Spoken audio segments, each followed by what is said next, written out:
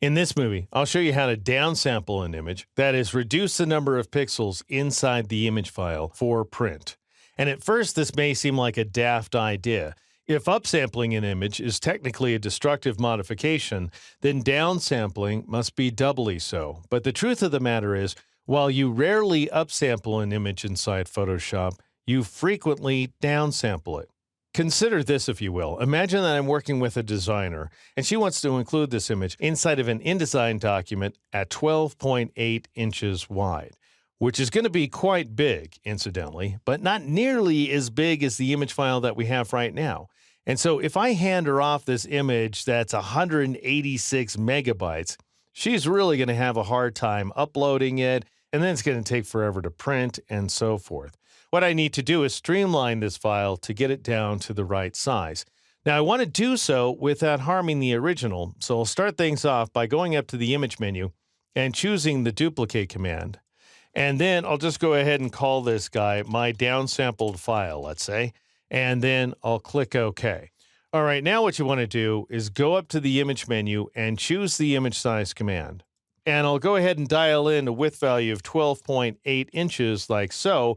But because the resample checkbox is turned off, that reduces the resolution value as well, which means that we're not doing anything to the pixels inside the file.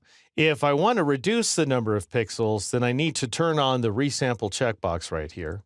And notice that Photoshop holds on to that width value, which is very nice, at which point I can reduce the resolution value. Now, I'd probably take it down to, let's say, 267 pixels per inch.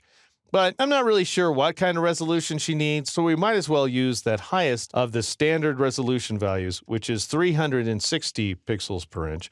And that is going to reduce the number of pixels inside the image, as we can see here inside the preview.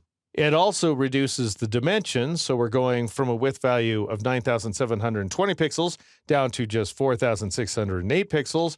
And we're also reducing the image size from 186 megabytes to a much more reasonable 42 megabytes. And now I'll go ahead and click OK in order to accept that change. I'll press Ctrl+1 in order to zoom into the image at the 100% zoom ratio. And I'll go ahead and toss this image around by spacebar dragging it so that we can see the newly downsampled image. And it looks nice and sharp, as downsampled images always do. That remaining pixel data, because we've downsampled, we've down-averaged the original image data, is always going to be of a higher quality. So in other words, each and every pixel that remains will look better than the originals. Now let's go ahead and compare that to upsampling that small version of the file. I'll go ahead and click on a very small image.png, and I'll return to the image menu, choose the image size command. Again, you have that keyboard shortcut, Control-Alt-I, Command-Option-I on the Mac. I'm very proud of that one, by the way, because I am actually the person who suggested that shortcut to Adobe. And now I'll go ahead and dial in all those values, a width of 12.8 inches and a resolution of 360 pixels per inch. Again, we have these same values up here. So the image size is now growing from a scant 1.86 megabytes to a much larger 42 megabytes, at which point I'll go ahead and click OK to accept that change. We are once again zoomed into 100%. Actually, I'm scrolling the wrong direction. There we go. So now let's check out the difference between these two files. Here is the upsampled version. That looks nice and smooth, but it has gummy detail as well. And so we can see that this guy has these kind of thick, gooey eyelashes right here. Compared with the downsampled version of the image, this guy right here, which looks absolutely great, down to the individual strands of hair.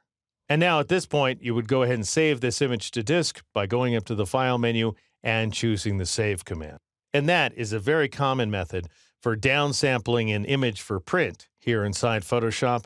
In the next movie, I'll show you an equally common method for downsampling an image for email or for social media.